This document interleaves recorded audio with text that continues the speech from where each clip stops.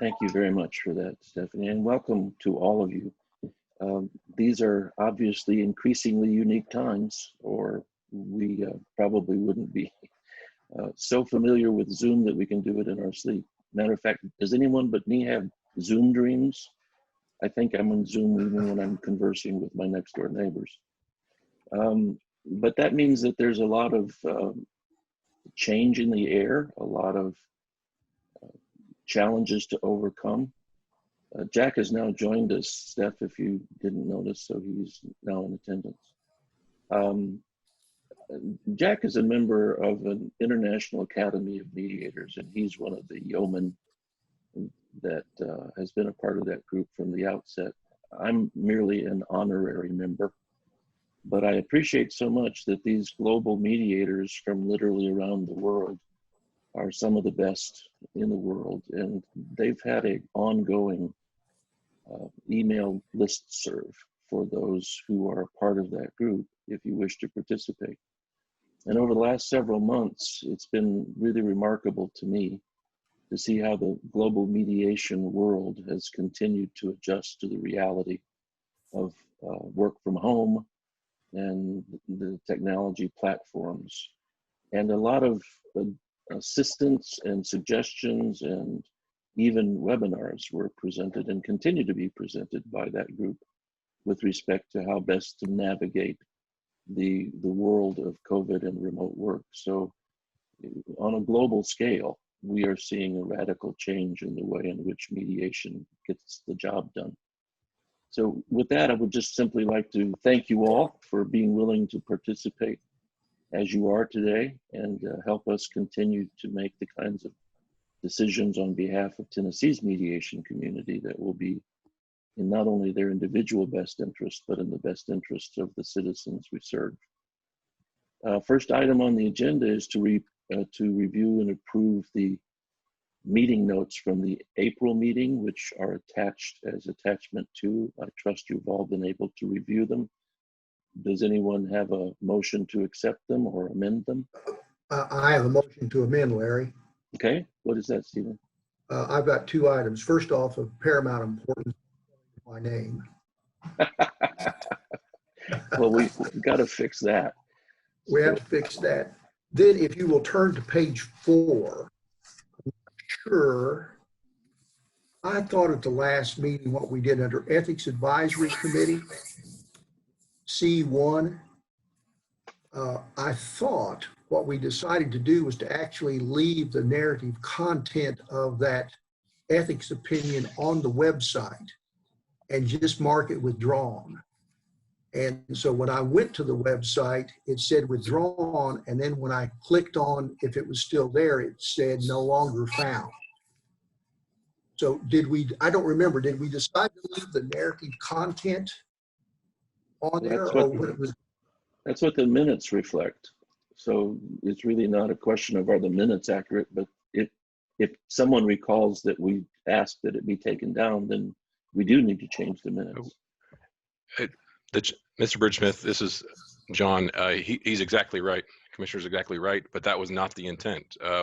It says withdrawn and link was supposed to be valid. So that's something I'll fix immediately after this meeting. Okay. Okay. So the minutes stand in that regard as uncorrected. Anything other than spelling Stephen with a P-H-E-N? I move they be approved as presented then with the spelling of my name. Okay. Second? Second. Any further discussion?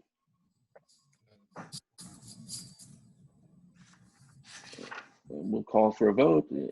All in favor of only modifying the amendments to the extent that Stephen's name is spelled correctly? Aye. Aye. Aye. Aye. Any negative response? Passes unanimously. So the next item is the review of reported mediations. And I was frankly really intrigued by this. For the period April 1, 2020 through June 30, 2020, there were 1,216 mediations reported.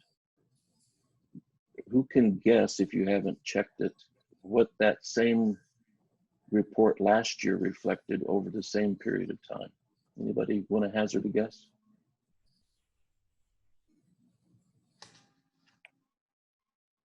Nobody wants to? Well, I had Stephanie check, so I cheated. 1,500. So the impact of a radical change in the way mediation is being done as a result of the stay-at-home orders that this state has dealt with had, in my view, remarkably little impact on the number of mediations being done. So yes, there is a disparity there. And as we've said numerous times, we don't even believe that that's an accurate reporting, and that's terribly underreported. That's a different topic. But if you look through the report, you'll see otherwise it's a fairly standard report and not dissimilar from a lot of quarters over the course of time. So any comments or concerns or questions about that report? I think we're going to see a weighted. You're breaking up, Ed. Can you try again? Hear I'm not hearing you. You're not hearing me? We are now. Go ahead and complete your thought.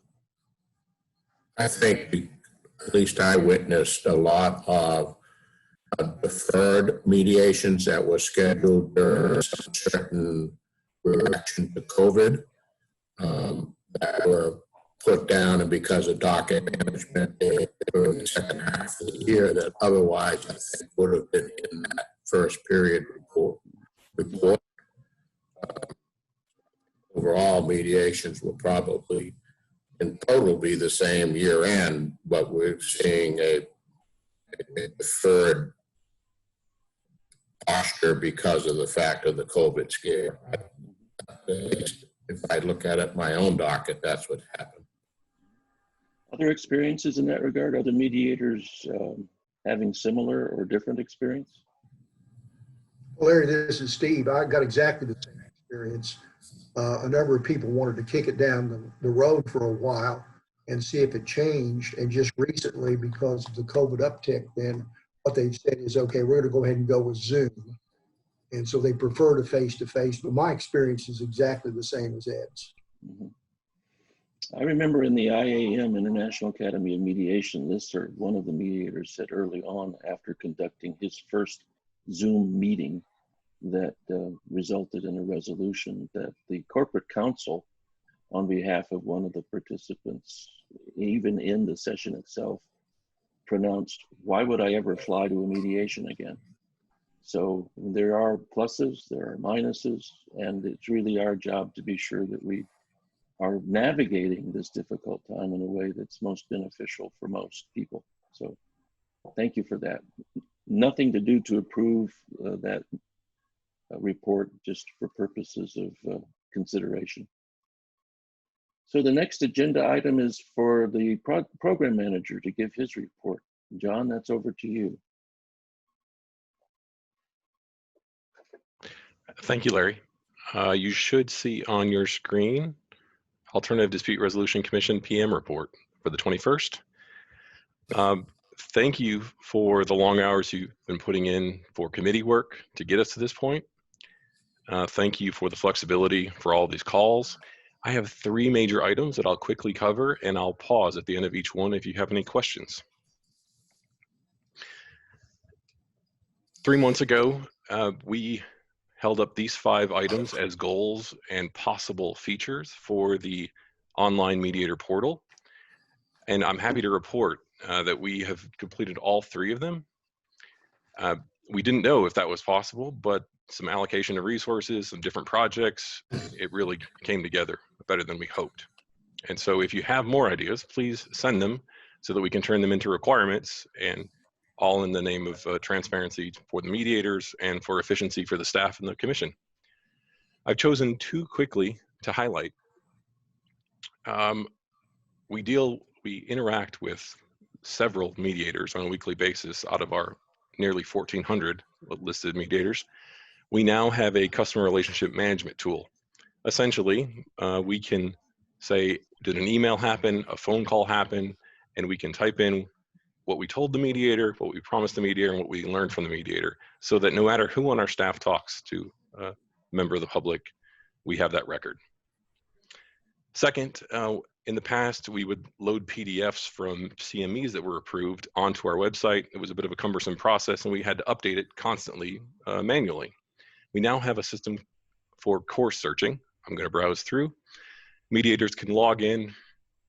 They can find out how many hours they need to complete for the 2-year period. They can search general mediation issues. They can search the next 2 weeks, the provider, hit search, and they get results such as these. I just pulled these a few days ago. There's a TAPM course coming up. There's a TBA course coming up. It lets you know the issues or how many hours in each of the categories. I'll pause in case there's a question. That's great. Not a question, but a comment, John, and for all of us to realize that we weren't there a year ago. And this level of online access has really boosted our efficiency, both for the staff as well as for the mediation community. So thanks to all who had a significant part in that. Appreciate it. Great job. Well done. I'll keep moving. Making Larry look good. Well, so again, although I'm the one briefing you, it's the whole team. It's Ms. Brake, it's Ann Louise, the whole AOC team, and it starts at the top. So I appreciate that. Moving on, you may have noticed a press release. We awarded over $337,000 through the PEMF and the VORP grant to community organizations around the state. If you didn't get that press release, please check out our Tennessee Courts webpage and go back about a week and a half and you'll see it there. Next up, we'll be posting RFPs for the Access and Visitation program, and that is what it sounds like. It's a federal grant to promote access and visitation for non-custodial parents across the state. It'll be due in late August, and it will start in the federal FY. Just quickly, a snapshot, you have these in your packets, and this is public on our press release. Those are organizations that received it under the PEMF, and these are organizations that have a functioning VORP program, and we're recipients of the VORP monies. Any questions there? Okay, a third point. We continue, as you know, the Access to Justice Commission and the Alternative Dispute Resolution Commission last summer, fall, decided to explore what we could do for online dispute resolution. And we've continued to update you as we've gone about this process. Quickly, our biggest hurdle, or one of our biggest hurdles, has been funding, and we've applied to a grant lately with the State Justice Institute, and we hope to continue that conversation and be in the running for that. We've had great conversations with National Council of State Courts and Pew. We met with Michigan to learn about their system, and we've had great conversations with community mediation centers here in Tennessee.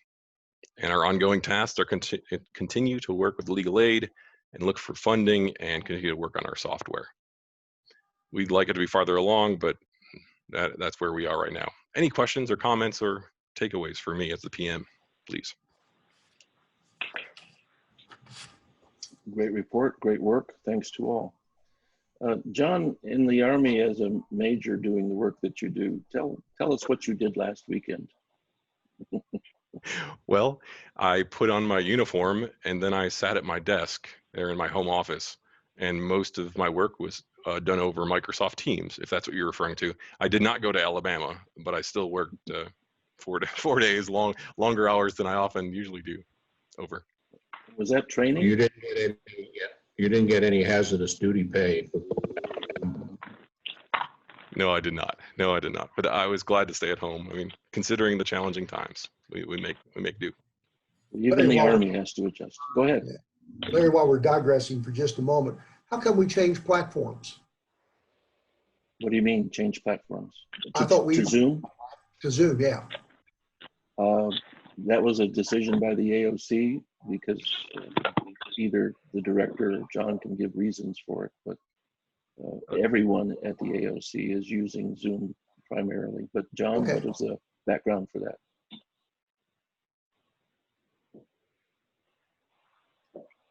John, do you it wanna was provide it? Yeah, go ahead. it was simply in response to popular reaction. A lot of folks asked, "Can we have Zoom? May we have Zoom?" And our AOC tech team was able to make that happen. Any other comments about the program manager's report?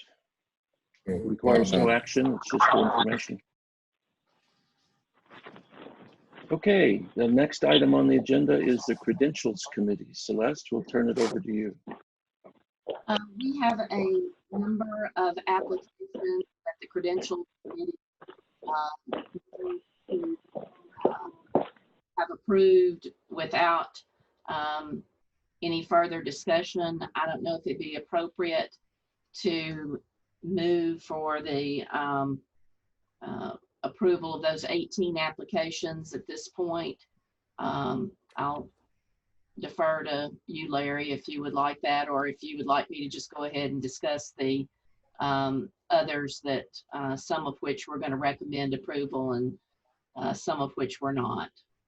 Let me ask the commission, you've all had an opportunity to look at the batch report and the recommendations. Does anyone want to discuss further, or does anyone want to move for the approval of the committee's recommendation with respect to the new mediator list? Larry, I've got one question for Celeste. Okay. Celeste, I think if this is the batch, then I don't know, is the batch dealing also with those who have been denied? No, the batch About 18 about which we recommended approval.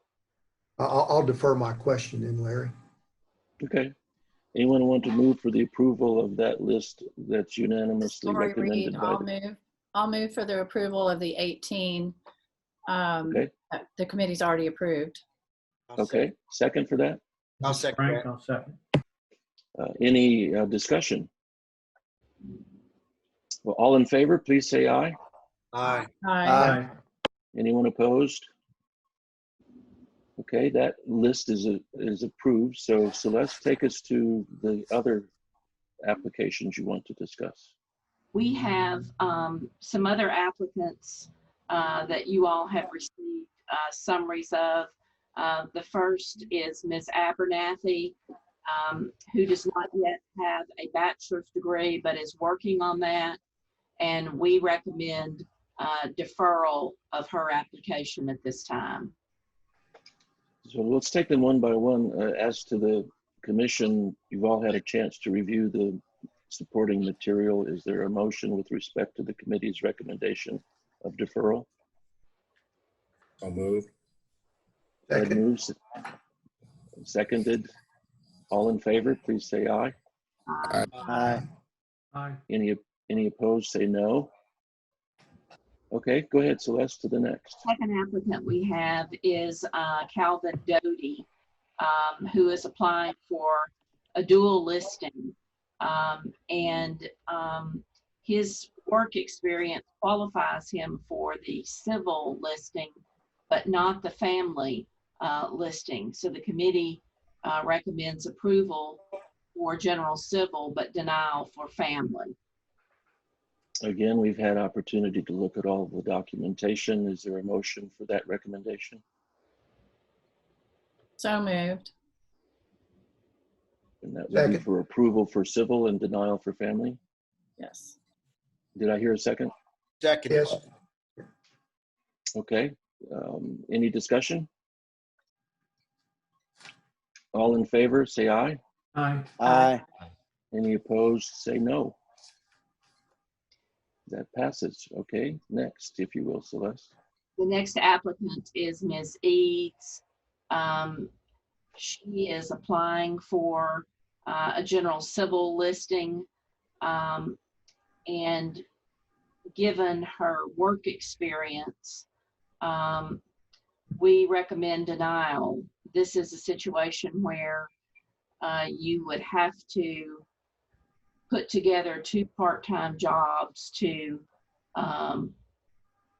make her meet the full-time employment standard. And, you know, if we get to a point where we're trying to, add hours for particular jobs to add up to full-time employment.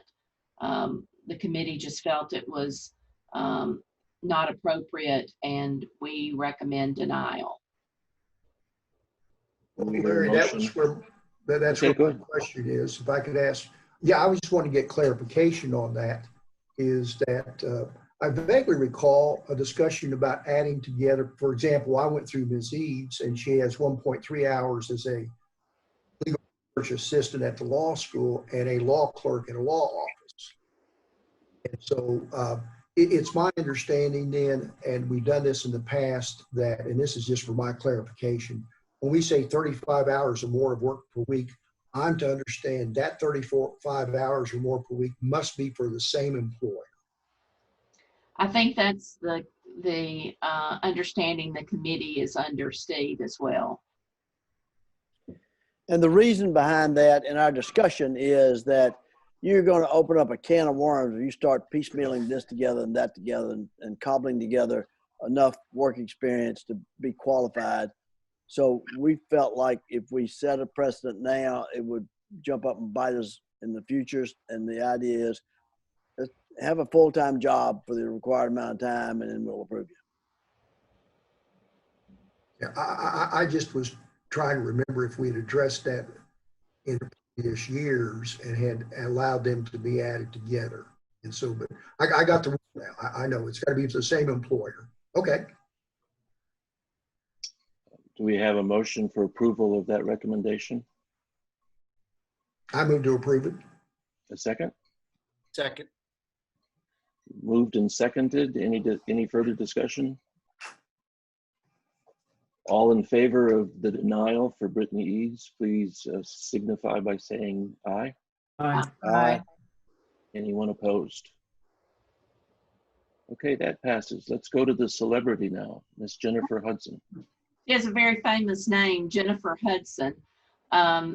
This was a person that we had deferred because her work experience hadn't quite added up. She now has supplied an updated resume that shows the experience being satisfied, and we recommend approval of her listing. Do I have a motion to accept that recommendation? I move for approval. And a second as well there. Any further discussion? All in favor, please say so. Aye. Aye. Aye. Any opposed? Approved. Next one. Thank you, Next Celeste. is Ms. Kestner. She has applied for a family listing. She ended up providing us some additional information about her work experience, but it did not satisfy our requirements, and as a result, we recommend denial of her application. And again, we've all had access to the underlying documentation. Is there a motion for the approval of that recommendation? I move to approve it. Thank you, Steve. A second? Second. Thank you. Any further discussion? All in favor of denying that recognition, say aye. Aye. Aye. All opposed, say no. Okay, moving on, Jessica Lovely.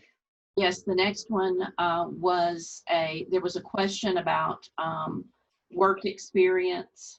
And this applicant supplied a letter of explanation, and upon receipt of that explanation, the committee recommends approval of her listing. Okay, any motion from the commission as to approval? Move. Thank you, Ed. Any second? Second. Thank you. Any further discussion? Hearing none, all in favor, please say aye. Aye. Aye. Any opposed? Say no. Passed by approval. Okay, the last one, Celeste. The last one is Ms. Villafana. She is applying for family listing. There were some issues about which we wanted clarification, and we have reviewed those, her letter of explanation, and we recommend approval of her application. Any movement for approval by the commission?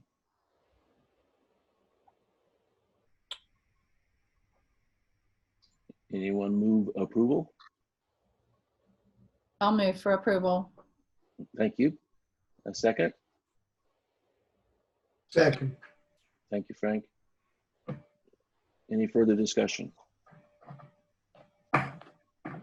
Hearing none, all in favor of approving Wendy Villafana, please signify by saying aye. Aye. Aye. Anyone opposed, say no. Well, as you can see, there is an enormous amount of work that goes into this every quarter. And as a result, we can't say thank you enough to the committee. Appreciate all of your diligence. It's extremely important and yet time consuming. So thank you, Chair, and thank you, team. I want to make sure that the staff gets the credit, because they're the ones that cull through this information and help us tremendously.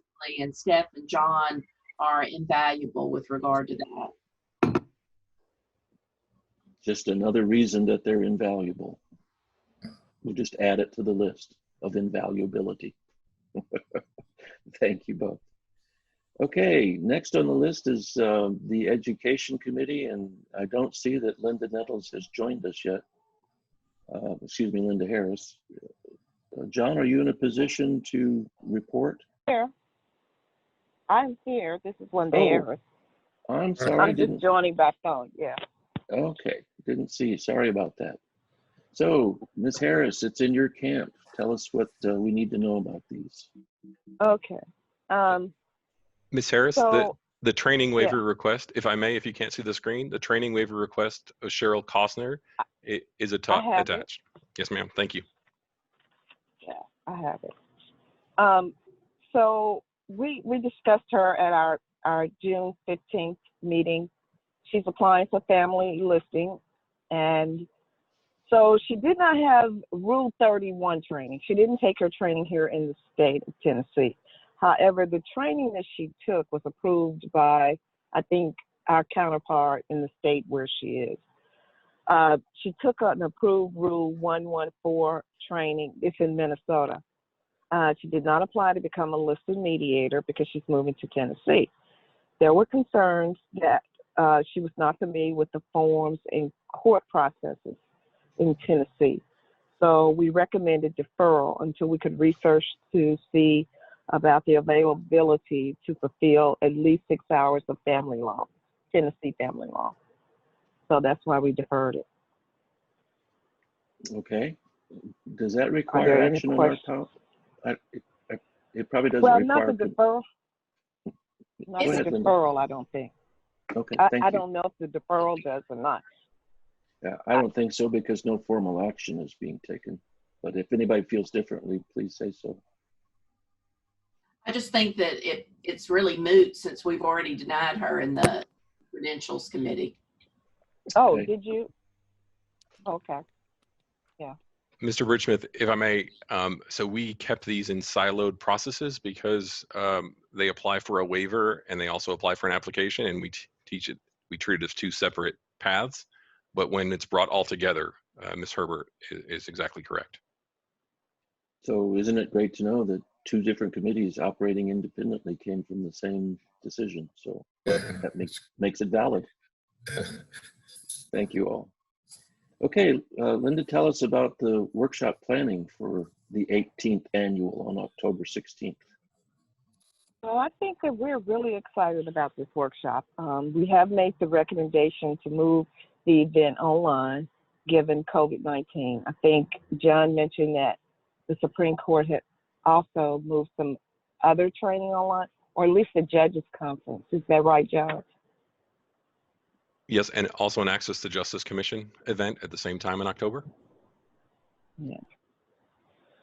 So that's our recommendation. That's the first recommendation that we're making. You have a copy of the agenda,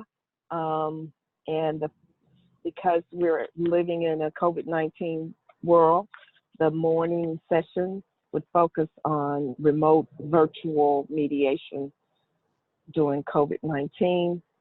We discussed also doing ethics because that's important.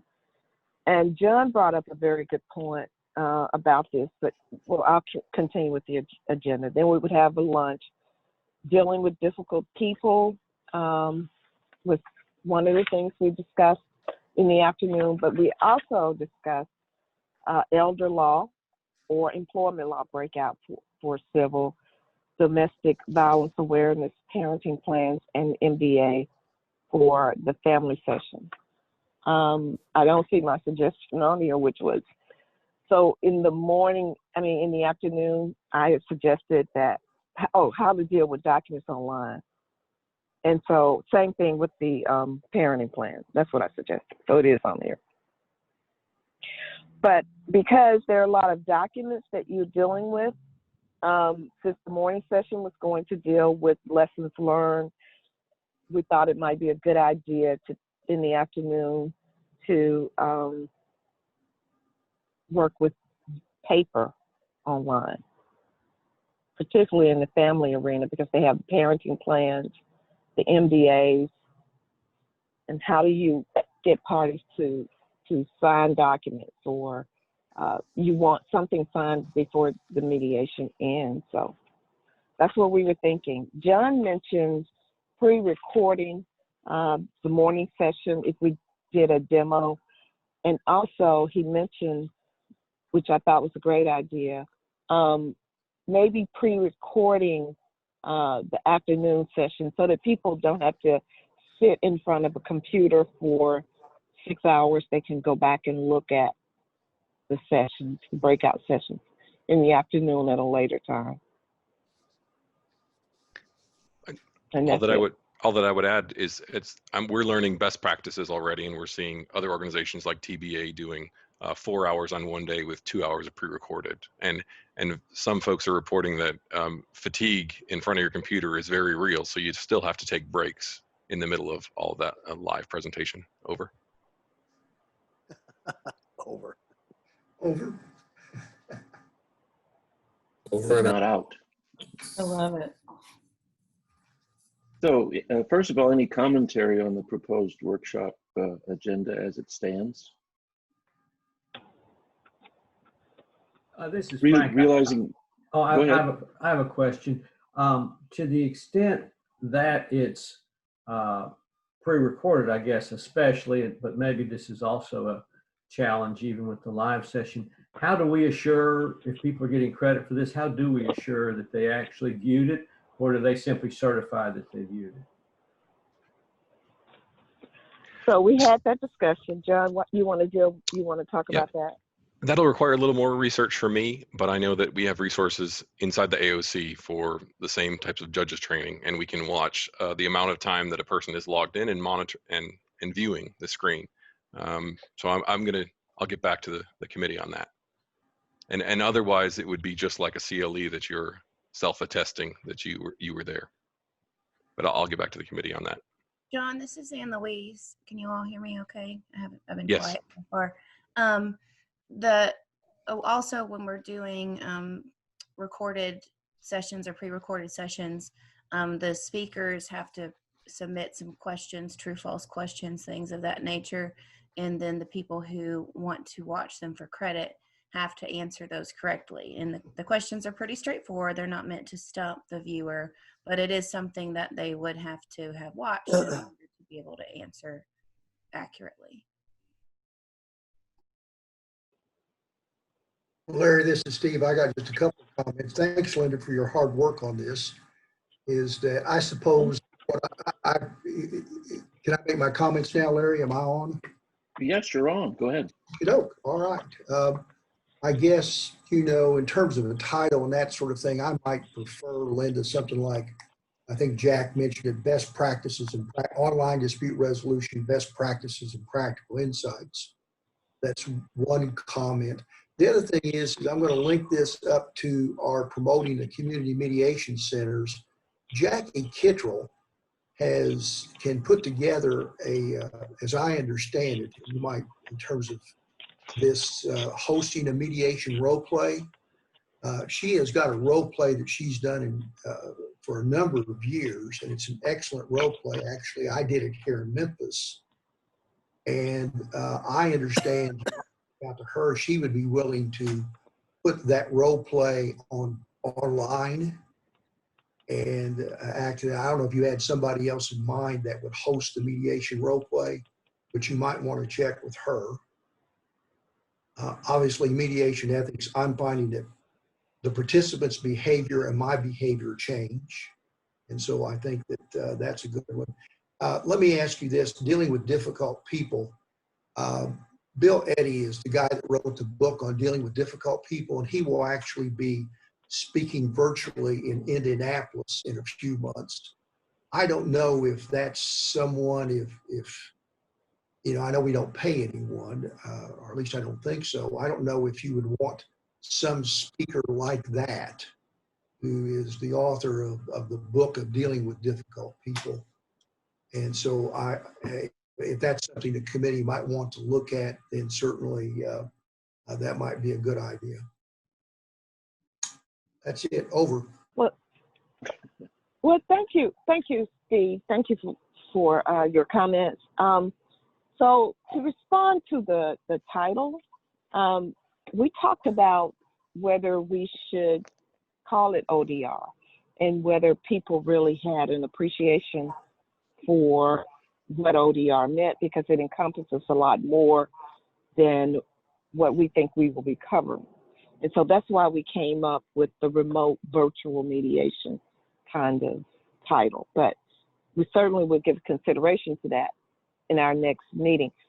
And just so, John, did you get the suggestion that Steve gave, the name?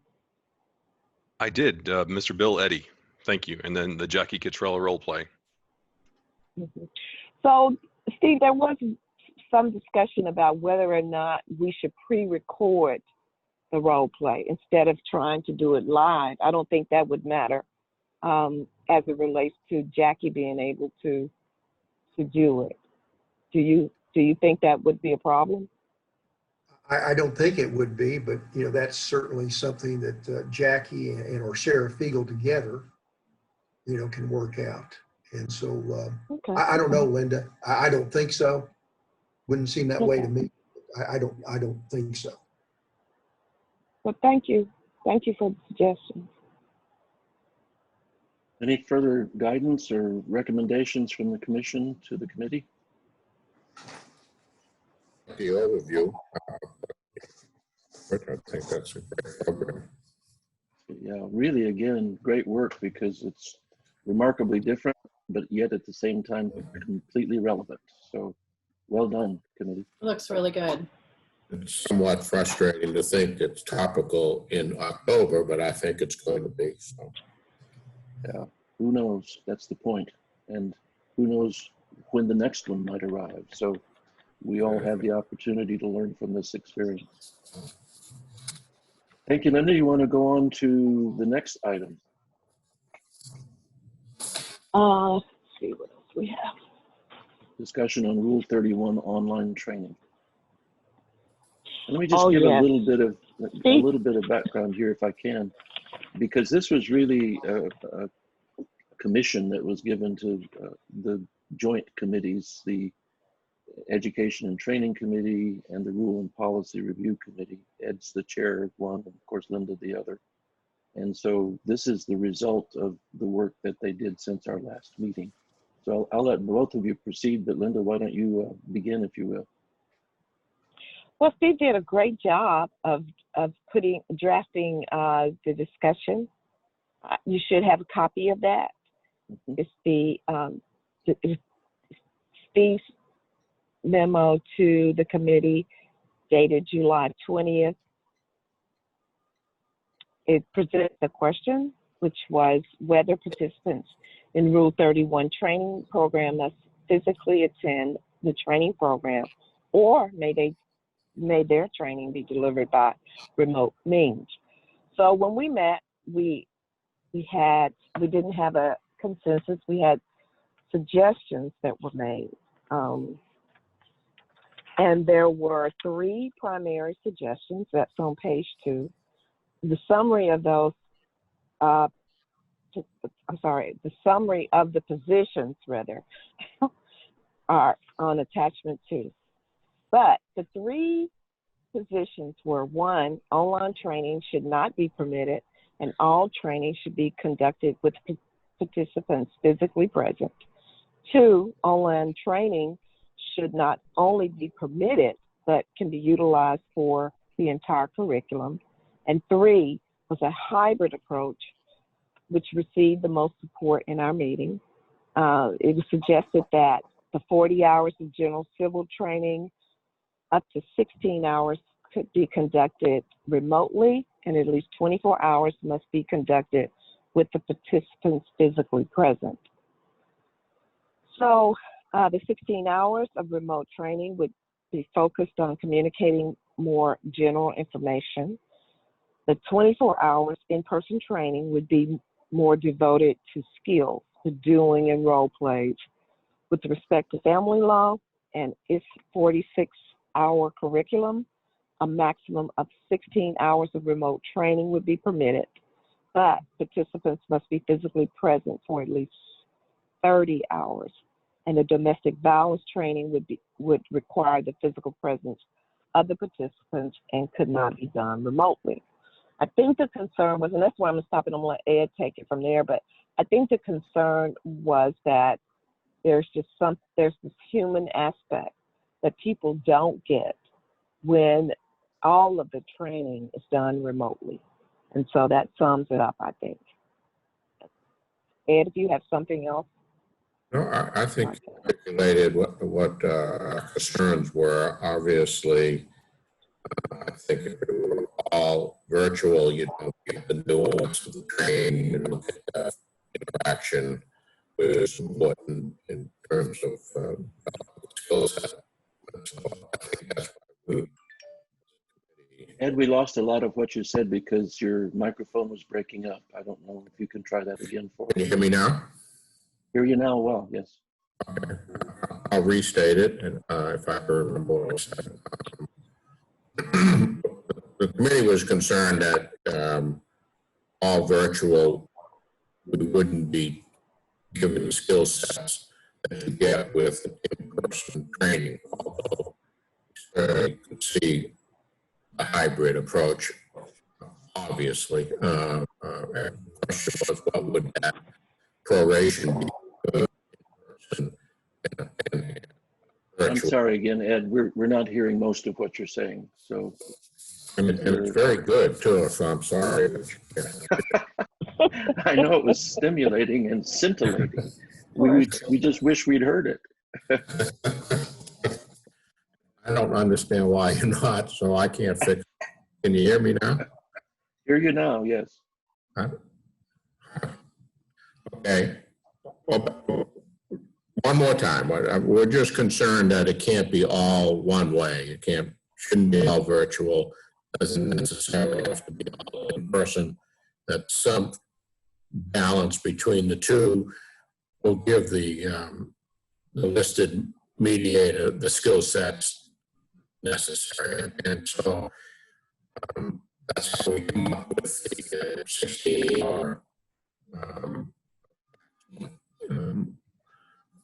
Okay, we lost you again. So your microphone apparently is set to only take 100 words from you, and then it shuts I think so. I think so. And maybe it doesn't have the Yankee setting. I might be filtering. Yeah, it is the Yankee setting. That's exactly what it is. But let me ask you this, Ed. Maybe a short answer would work. Yes, sir. Does the discussion summary state basically the outcome of the joint committee work to your satisfaction? Oh, yes, it does. And weighted on number 3. Okay.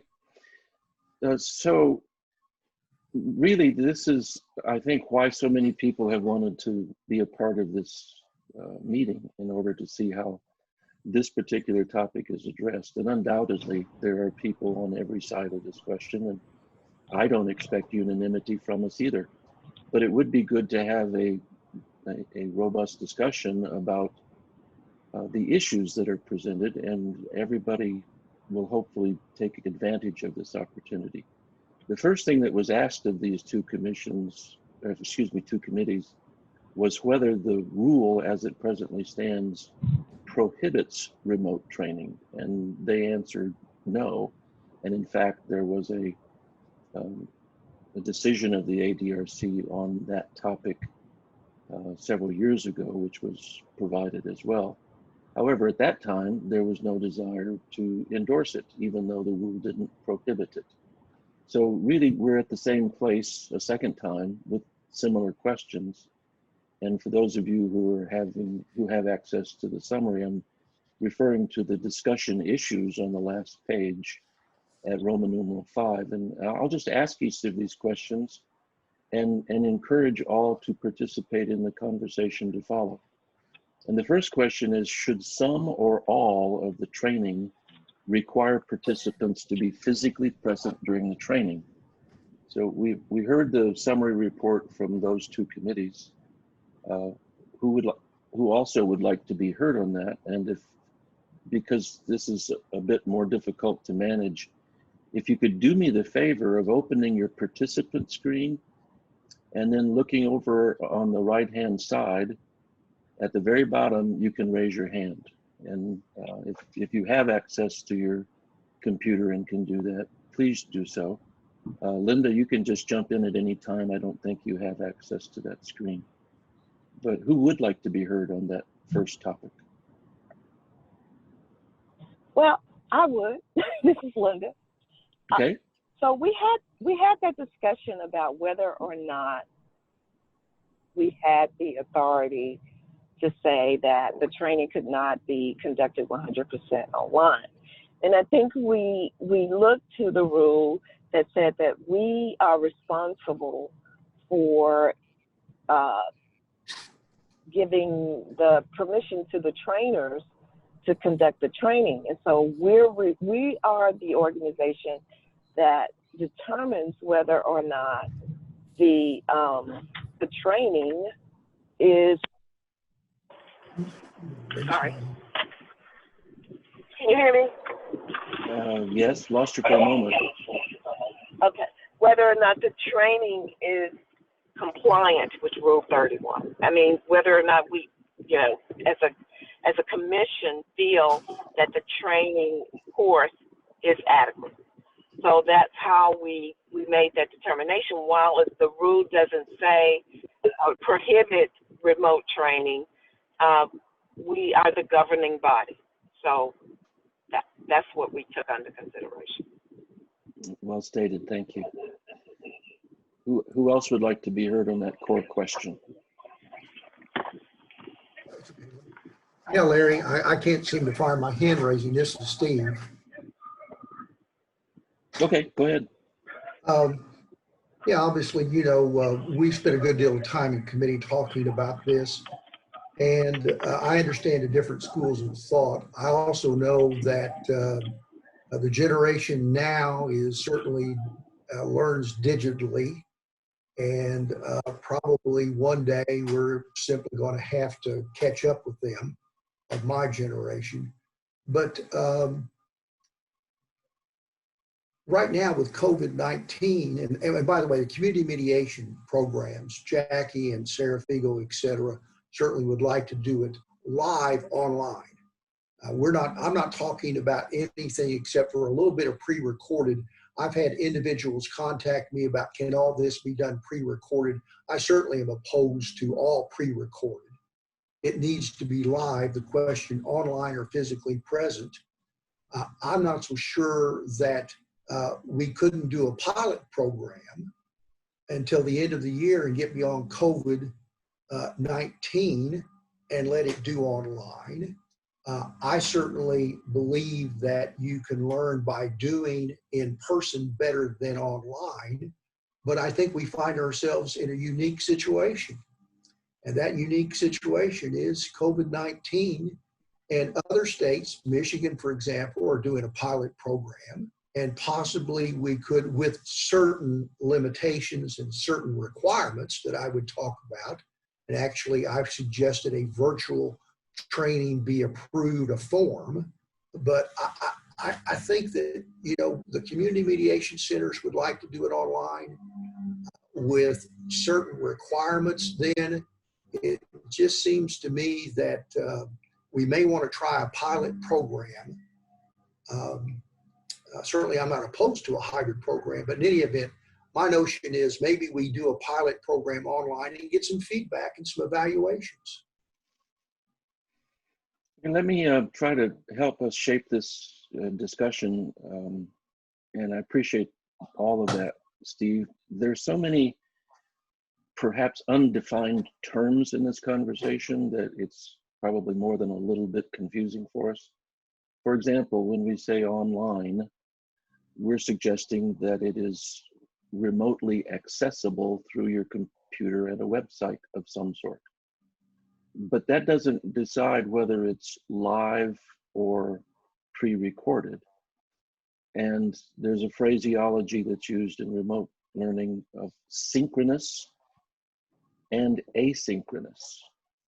For example, I teach at the Arizona State University School of Law in a asynchronous course, but it's a hybrid in that all of the materials are captured and available to the students online, lectures, readings, and so forth. But it's synchronous in all of their exercises are to be done in real time and captured on a Zoom recording so that they can be reviewed and appraised and evaluated.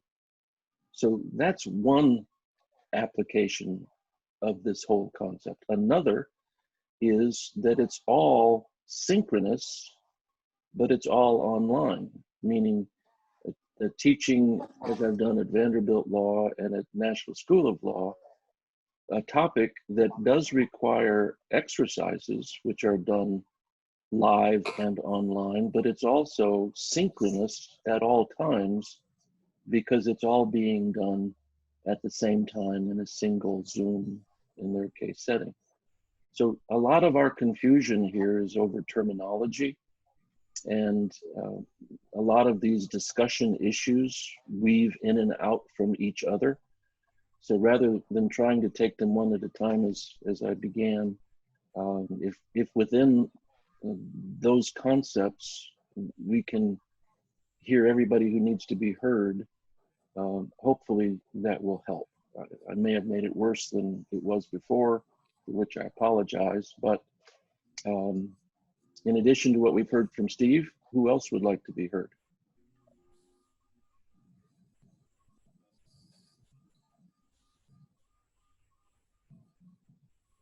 Well, Larry, if I wasn't clear, what I'm referring to gather up some of your words, is that it's synchronous, live, online, synchronous, with a limited amount of pre-recorded material. So what you're suggesting is, in answer to some of the discussion question, that physical presence would not be necessary. Not under the pilot program. Okay, just so we're all clear on what Steve is saying. Other reactions, responses, insights, experiences. I stand by our position that there needs to be some live programming. It may not be big classes. It may be, 8 people and spaced apart and that sort of thing.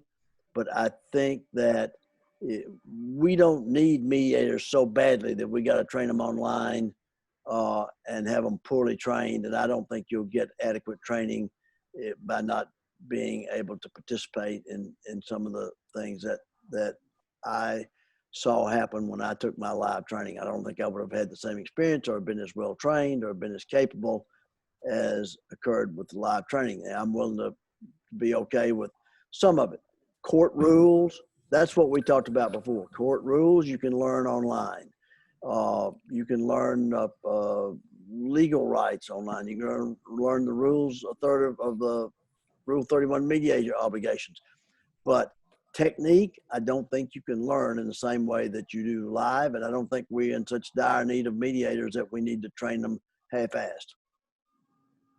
Okay, Frank has a comment. Go ahead, Frank.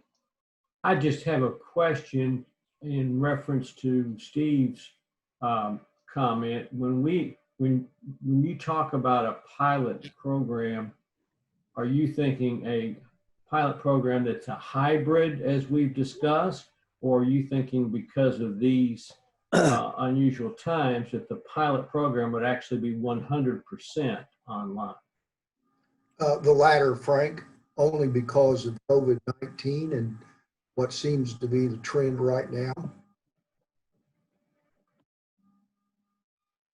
The latter. Other comments? I'm going to go one by one unless someone volunteers, because I just want to be sure everybody is heard. Other responses to the core question? My concern is that the sample of the pilot may not be representative since of the mix of who's doing the pilot. Okay, we got your 100-word limit, Ed, and I think what we heard you say before we lost you is that you are not in favor of exclusively online because that pilot may not be representative. Is that what you Right. said? Yes. Okay.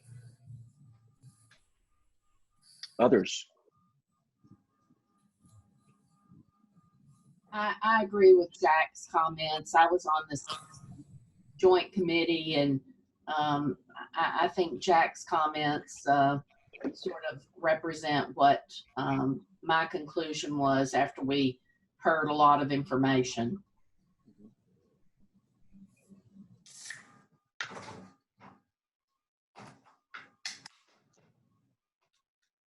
Lori, what are your thoughts about all of that? It's a difficult situation. I do believe that the in-person is extremely valuable for the mediation training. And I can't imagine leaving that out because you have people role-playing and getting critiqued. I just remember that being so helpful. And I don't know how in the world you can do that virtually.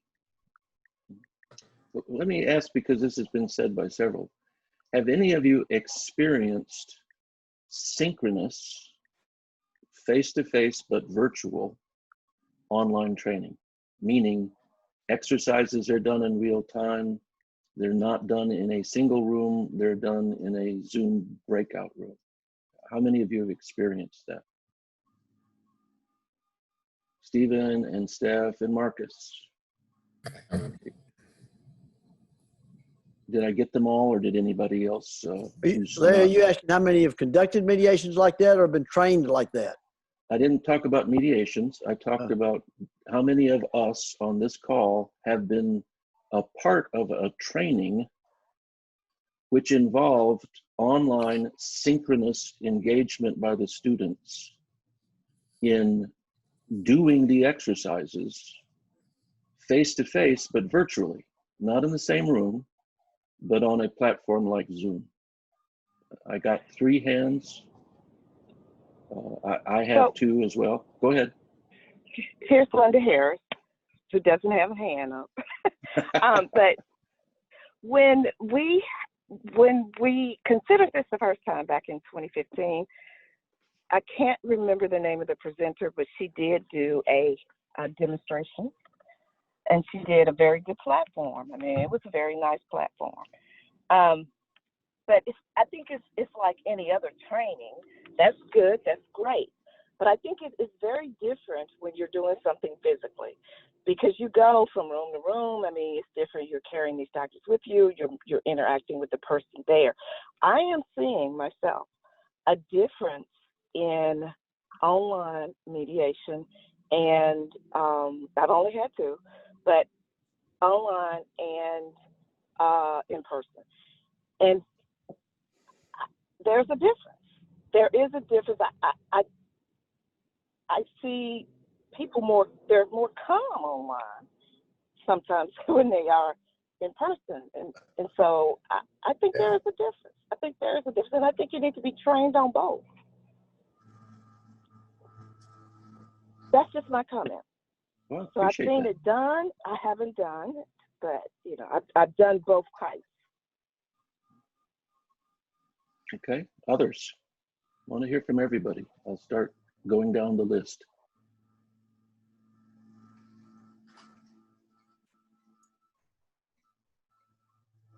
Marcus, what are your thoughts? My thoughts are in concert with the rest of the comments. I think to piggyback off of Mr. Waddy, the technique to improve your technique, to understand the technique, to be physically there, I think you can gain so much from the training. I'm not saying that online is bad. We are in a situation where there's a lot more technology, a lot more opportunities, a lot more resources. So that's good. But the heavy emphasis on physically being there needs to be put down. And that's what I agree with everybody. I've done some training with online. It's very weird, I must say. And I agree with Ms. Harris in the fact there is a little bit difference. When people see themselves online or on video, I think they kind of calm down. That you won't see any more people act out as opposed to possibly physically there. But I think there is a difference. I think this is something that we should do, but on a lighter scale as opposed to doing it physical training inside. Thank you, Marcus. Rick, what are you thinking? Well, I was going to pretend that I couldn't unmute my microphone, but that would be You can dishonest. impose a 100-word limit if you'd like. I'm a litigator. That doesn't even exist in my mind. So I definitely think there needs to be physical presence as part of any training for the reasons that have been mentioned. However, the technology is advancing, both hardware and software, and it does open up some interesting possibilities. For example, maybe you had a guest lecturer as part of your training from Pepperdine or from Harvard. That might be somewhere where online synchronous might be something that's great, where you could not otherwise have someone provide that kind of lecture. But I definitely think with regard to the training, the hands-on training, the role play, it just seems to me like we're going to lose a lot of what makes a mediator if there's not a physical presence between the trainer and the prospective mediator. Thank you so much, Rick. Appreciate that. Looking down the list of commissioners, I don't see that anyone else has not been heard. Have I made a mistake? Is there someone that I've overlooked?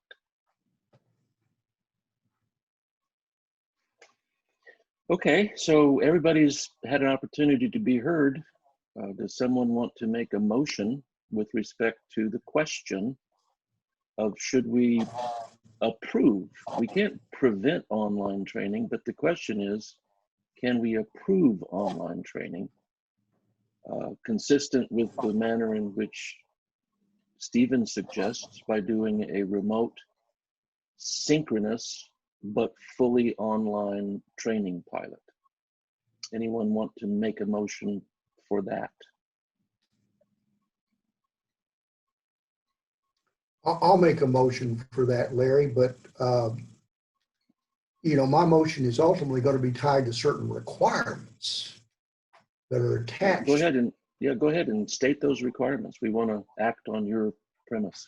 Yeah, and I think it's going to be either way. And by the way, obviously, I've actually trained law students online because when COVID hit, I had not finished my course. And I can tell you that it got accomplished, but certainly I much prefer face-to-face, physically present. I want to make it clear that I do prefer that, obviously. But And Steve, let me just ask you: would that have been trial techniques, or would that have been substantive law? Because I think you can learn substantive law online. I don't think you can learn techniques the way we want them to be presented online. That's my point. I have no problem with teaching substantive issues online. It's the technique things that I think you have to have. Well, let me answer your question, Jack. Is that, and by the way, I'm not disagreeing with anyone. I'm just reacting to the COVID-19 situation we find ourselves in right now as we work through this new technology. But no, I'm the director of the mediation clinic, and what occurred was, it had at the end of the course where I was doing all my role playing. And so they actually then, I had my students then engaging in their role plays as a mediator, which is, I think, and it's not been clear in the past in these rules, I don't know how you go through training, remote or whether it's physically present, without the trainer requiring everyone to role play a mediator for at least 1 hour. And so Larry may remember I went through a class where there were 39 people. And so I think that there has got to be one requirement that every trainer has every participant do a role play for at least 1 hour. That means other people are also observing. There's a dual apprenticeship here almost, because Jack, I agree with you, this is about doing. And I think that if this is about doing, then they need to do a role play, and that's not been necessarily required. As I know it, it asked the question in the application, yes or no, but if they check no, I don't think any trainer's ever been turned down to my knowledge. Secondly, then not only must they do that, but if you're going to do it virtually, then I think that you've got to limit the class size. I've heard, of course, now with the hybrid approach, it might take that, but I've heard online that, people talking about, well, gee, I could get 25, 30 people at $1,000. No, that's not going to work. Is that I think class size ought to be limited. This is my application form that I did for the staff as an idea. So I think that one, if you're online, you got to keep your video on the whole time, a requirement. I think it's got to be 12 participants. I think that the trainer has to live, going along with what Jack is saying, the live portion, or whether it's online, they must conduct a mediation in a role play as a mediator. That the pre-recorded, to make it very clear, cannot be more than 3 hours. I love to present the Larry Bridgesmith's mediation from Tappan. And also opening statements. But I think there needs to be some limit on pre-recorded, because I hear individuals out there talking about, well, if it goes online, can I do 2 days worth of pre-recorded or whatever? I think we need to make it clear that there's a limited number of hours. And then I think that right now, almost all of my mediations are online. And I've got one Thursday and I have one Friday. They're via Zoom.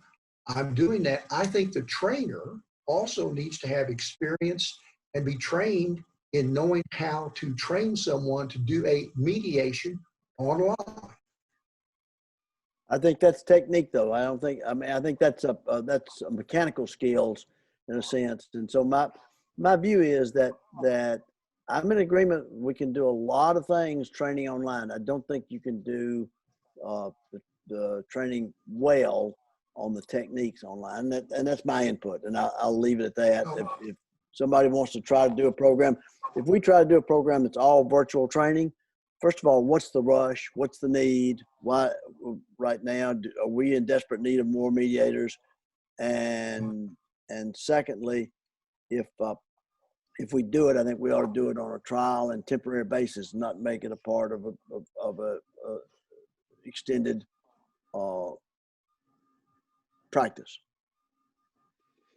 I asked this question before, and I'll ask it again because I didn't notice your answer, Jack, but have you done any training, been in a training that required online synchronous engagement by the students in an exercise related to mediation? No. Okay. It may be a way to go about this is to take what Steve has just said and first deal with his suggestion. If you go to the attachment, which is on page 4 of the summary of the work that the joint committees did, you'll see there's a requirements section. John, would you put that up on the screen for us?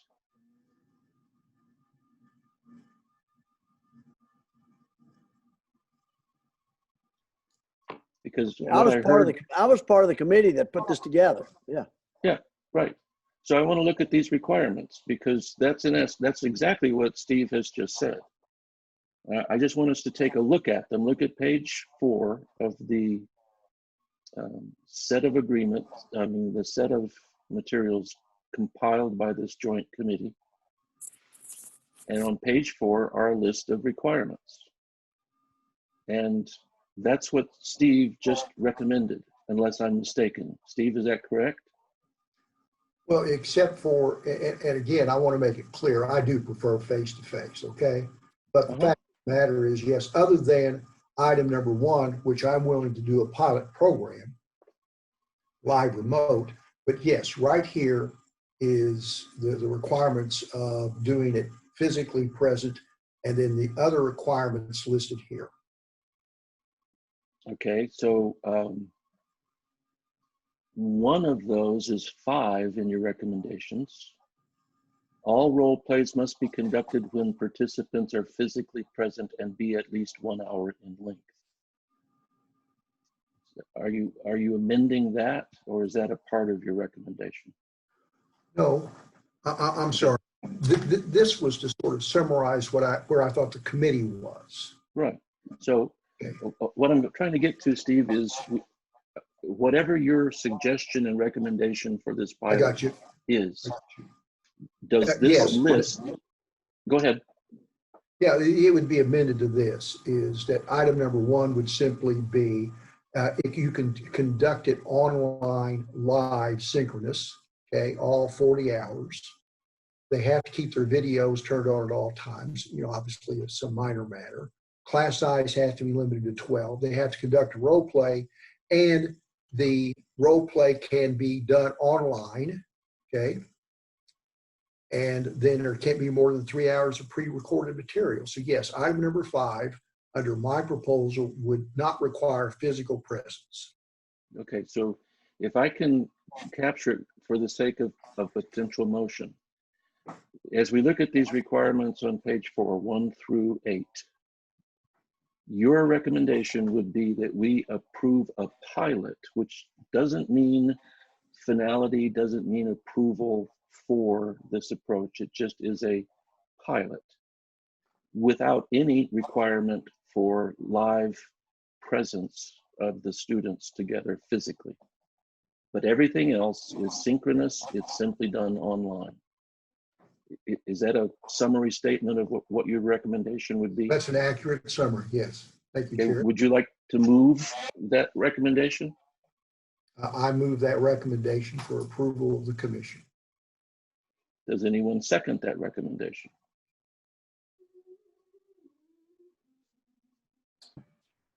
This is Frank. I'll second. Okay, we have a motion and a second. We've had discussion, but let me open it up to additional discussion, hopefully non-repetitive. We've heard from some of you and others briefly. So any additional discussion on this standing motion?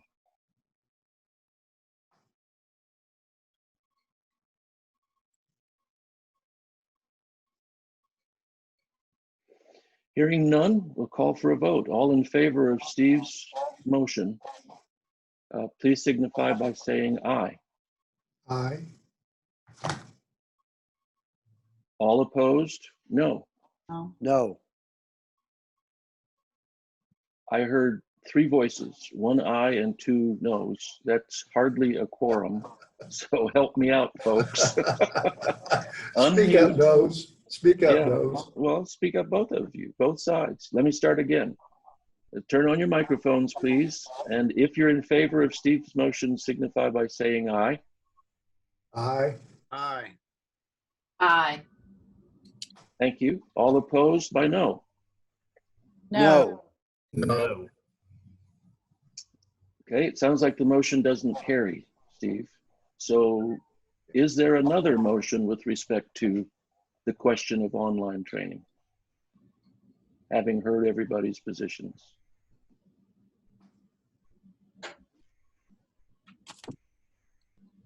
I don't know if a committee member can do it, but if he can, as a committee member, I'm going to move that we approve the committee's recommendation. I'll Certainly. Okay. So the recommendations, again, are, as I understand them, Jack, on page 4 of your summary report. And there are 8 of those recommendation requirements. Is that correct? Yes. Okay, so we have a motion and a second. Any further discussion? One word needs to be corrected in number 4. I think that's supposed to be participant. Yes, thank you.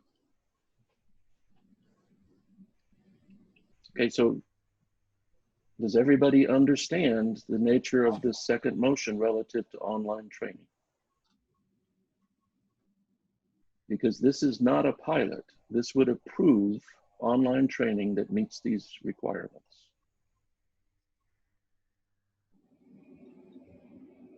Further discussion?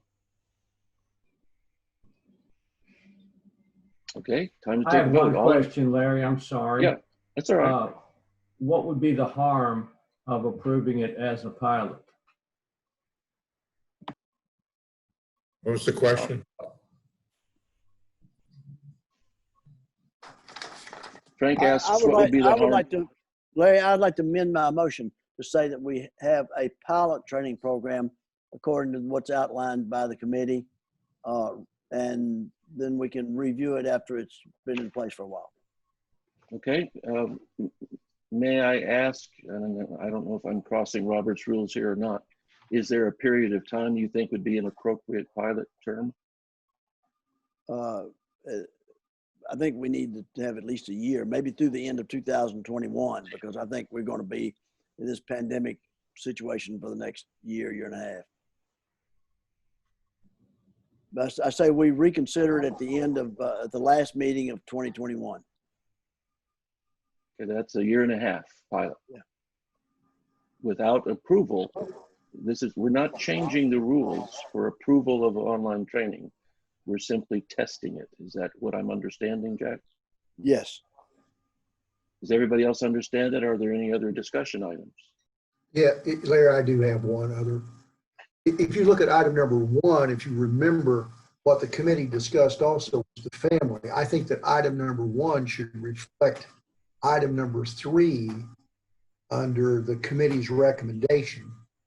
This was just my attempt at a virtual application for the general civil. And so there would be a different application for the family that would reflect then the remaining recommendations of the committee that appears on paragraph 3 of my discussion draft. I'm reading it correctly, and I may have misunderstood you. The point 1 of the requirements on page There we 4. go. Does that accurately state it, Steve? Yeah. Because it has both civil and family. Yeah. Sorry? Okay. Exactly. Okay, so standing before the commission is a motion to conduct a pilot consistent with these requirements by simply modifying the language of point 4 to participant and imposing a pilot for the duration of 2020 until the commission meetings last in 2021. Is that a correct statement of your motion, Jack? Yes. Okay, any further discussion? I'll second that motion. Thank you. Further discussion?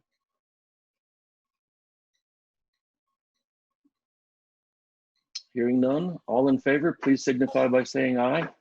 Aye. Aye. All opposed by no. Okay, we've addressed that issue. And again, thank you all for the deliberation, the consideration, and the degree to which hopefully you were all heard. Last thing I would like to do is have a commission action without everybody being heard. So on our agenda, we move to item. Mr. Chair, Yes, please. John here. So there will be we'll use this other page as a guide for current trainers to apply under this pilot program. Is that correct?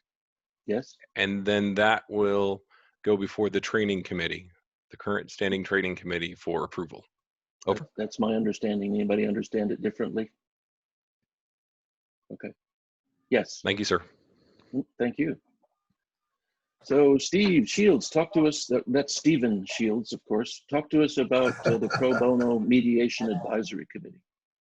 Yeah, we've had 2 meetings, and our focus was this, is most of the pro bono, I would imagine the bulk of the pro bono mediations that are conducted in the state are done through these community mediation centers, of which I currently, by my count, there are 6 that are actually functioning.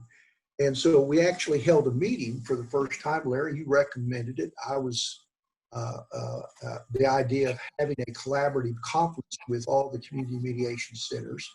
A number of them were present. Obviously, the Nashville and Knoxville were there.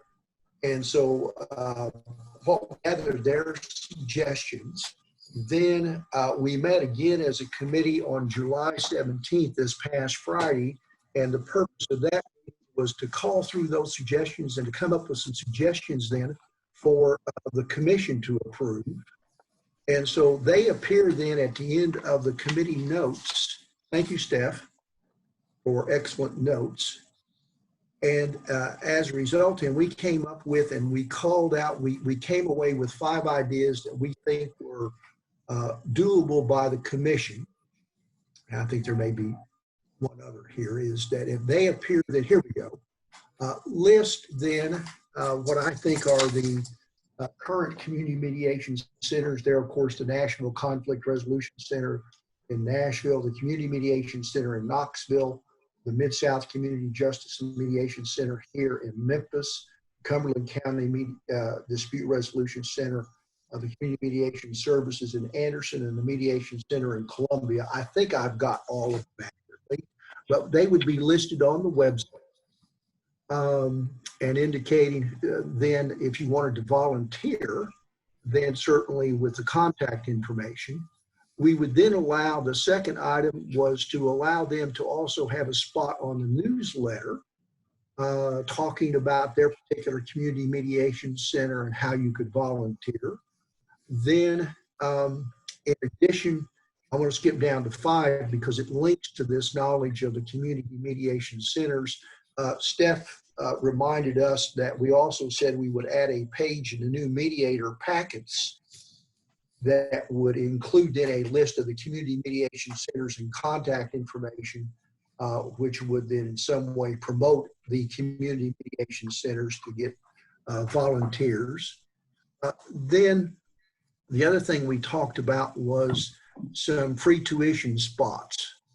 We talked about, 2, 3, 4, 5 tuition to the annual seminar. In other words, then waive then the cost. And we finally came up with, we would like to waive, and for the 6 mediation centers, 5 spots, or at least some number of spots, particularly now that it's virtual then. That means somebody could attend and without any cost, these volunteers. The other one links back, Linda Harris, to what I spoke about earlier, was that we also talked about allowing them to do a pro se role play at the annual seminar. And then in looking at the rule, section 16 of the rule provides under paragraph B, it says the commission may invite non-commissioned members on an advisory committee. And my recommendation is that we have someone from each one of these 6 community mediation centers on an advisory committee to provide suggestions to the commission regarding how the commission could go about supporting community mediation centers. And so that is the recap then of the ideas that we're suggesting.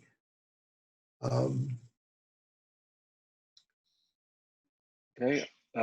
Anything further that you would like to explain? Anybody else on those committees? If not, Steve, is there a particular request you're asking of the commission and all of that? And if so, what might that request be? What helped me with my parliamentary procedure here is that it's we would have to have a vote on the advisory committee. It says the commission can create an advisory committee. Let's take it apart, item I. Yeah. Okay. Is that I'm recommending and moving that the commission create an advisory committee of the ED appointed committee from each one of the current community mediation centers, and that committee would be responsible for making recommendations to the commission on how it could support community mediation centers. That's first off. That's in the form of a motion. Is there a second? I second that. Thank you, Marcus. Any further discussion on that specific action?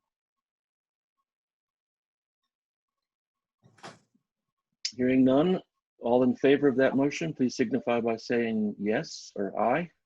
Aye. Aye. Any opposed, say no.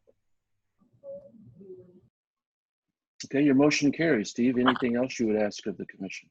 Yeah, another motion, I would move that each one of the current community mediation centers be given 5 free tuition-free spots at the annual seminar. Is there a second? Second. Having moved and seconded, any further discussion?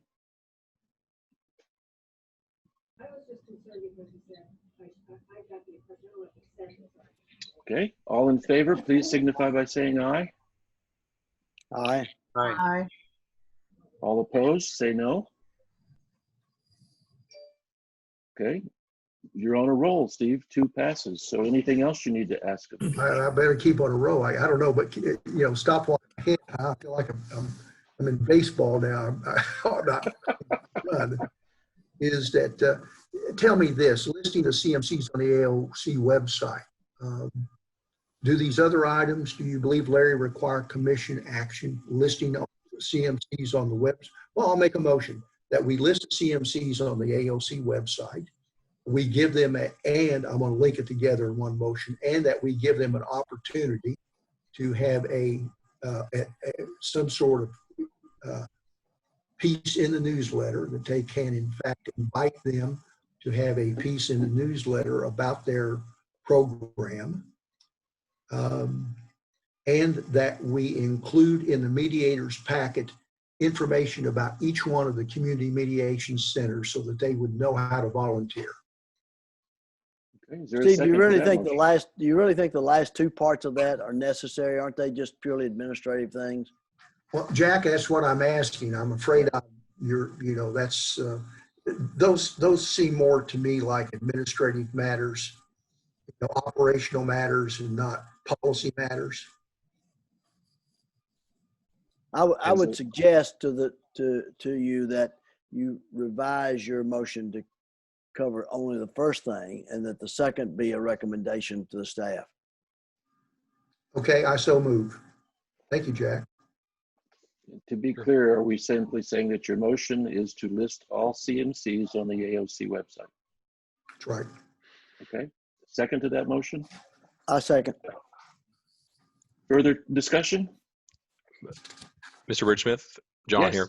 So We do have I believe all of the current ones listed, but some of the stuff is out of date and there are additional links. And we are working on a website update in the near term. I don't know if that's 90 to 180 days, but again, PM office is in full support of making sure that we're providing accurate, updated information on our website about CMCs.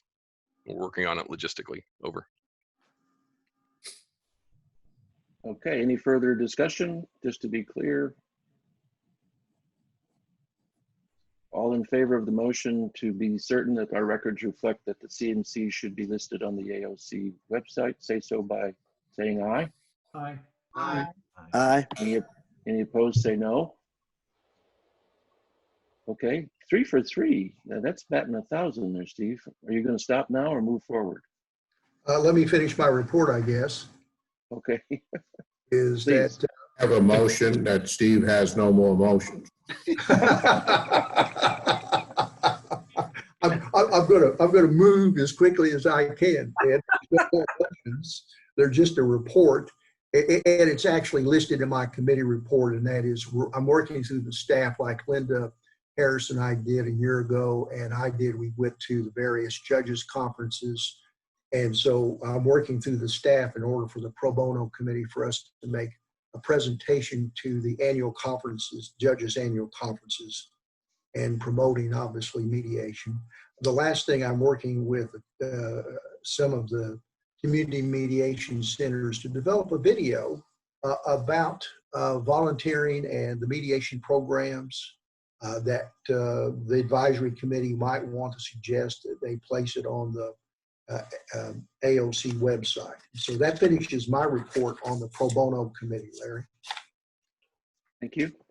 And Ed may only have a few words, but he makes them count. So we'll move on. He does. He does. Thank you for that great work, Steve.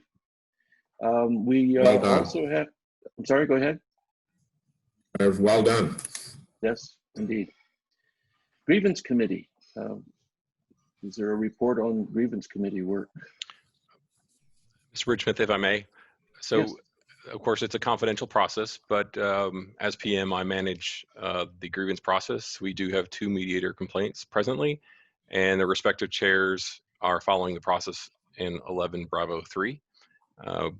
Both have been sent notice as a mediator and have been given opportunity to respond, and then that'll be sent to the complainant, and then it'll be brought together in front of the grievance committee with all relevant documents for further steps. Over. Thank you for managing that so well. Okay, communications committee. I don't see that Leslie has joined us unless I'm again missing a phone number, or is this something that the program manager wants to address, the communications committee? Absolutely. We met last week for just a refresh before we came together as a commission. We did discuss what does a strategy look like for social media and mediator engagement, and how can we provide value to those 1,400 mediators? Is that Facebook? Is that Twitter? What platform is that? Or a listserv that does the same? And as you may have noticed, just yesterday we sent out an invite to an Arkansas hour-and-a-half CLE. That was part of the effort. And then last, we will have a newsletter planned for the end of August that'll include all those that are approved today and were approved at our last quarterly meeting, and about 4 items, including we'll invite a CMC to participate there. That's all we have, sir. Okay, so no commission action there. That's simply a report, correct? Yes, sir. Okay. The Ethics Advisory Committee. Frank, you want to take us through your work? Sure. As the agenda suggests, we do have a request for an opinion that was sent in by Commissioner Shields, and a committee was appointed by the chair.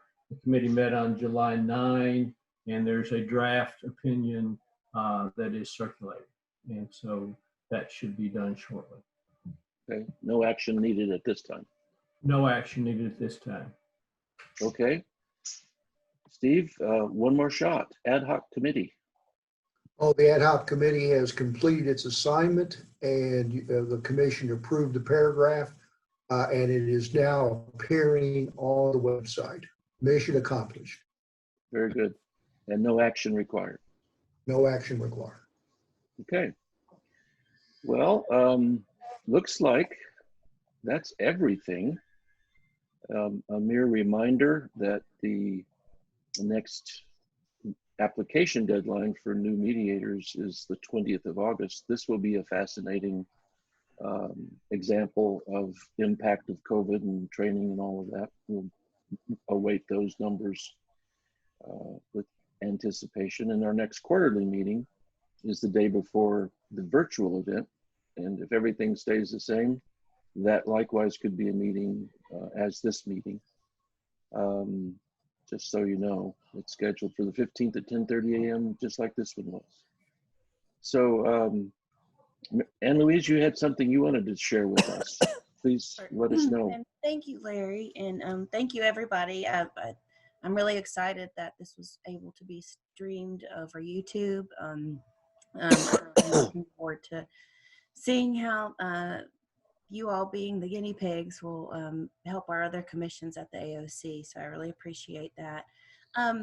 So I hope that everyone on this commission saw the statement that the Tennessee Supreme Court issued in June about identifying and eliminating barriers to racial and ethnic fairness, and how the court charged the Access to Justice Commission to to carry out that work. The Access to Justice Commission had a strategic plan that it is required to do every 2 years, that it did in the early part of this year, but following COVID and then the court statement prior to releasing it, went back and just amended it. And so our plan is going to come out either this week or next. We're just fine tuning it now. But a lot of what we're going to be doing is pulling in various stakeholders in the legal and justice system, including mediators and community mediation centers and law school educators, attorneys, a lot of the groups that you all represent, for larger virtual trainings on a quarterly basis on topics such as implicit bias, racial injustice, poverty, and related topics.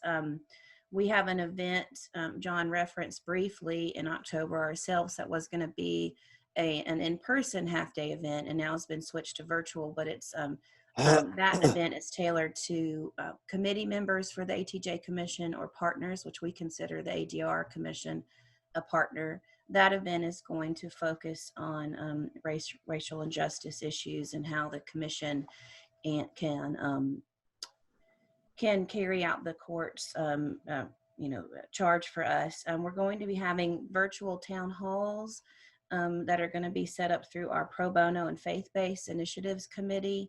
And so, when we come to your area, we will be reaching out to you as a community leader to help us identify who needs to be invited to those and how to engage your community on these issues. And then we also have a public awareness committee of ours that's going to be looking at how we tell stories of racial injustice and highlight our Black and Brown leaders in the Tennessee's judicial and legal system, and the work of the court, the ATJ Commission, and all of our partners. So the strategic plan will be going out soon, like I said, either this week or the very beginning of next.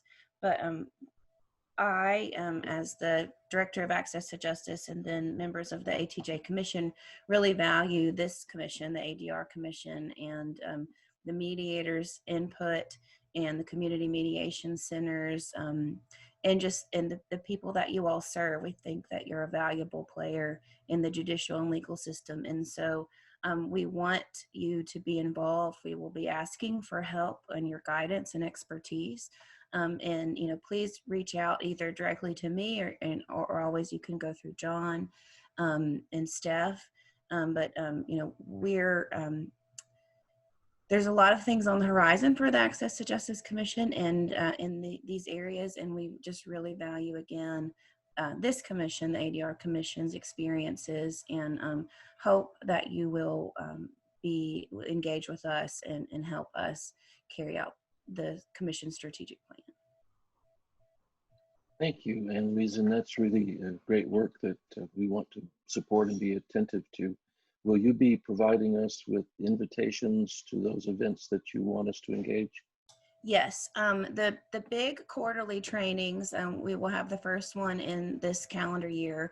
That will go out, those invitations will go far and wide, but this ADR commission will get specific invitations from either me or John or probably both of us.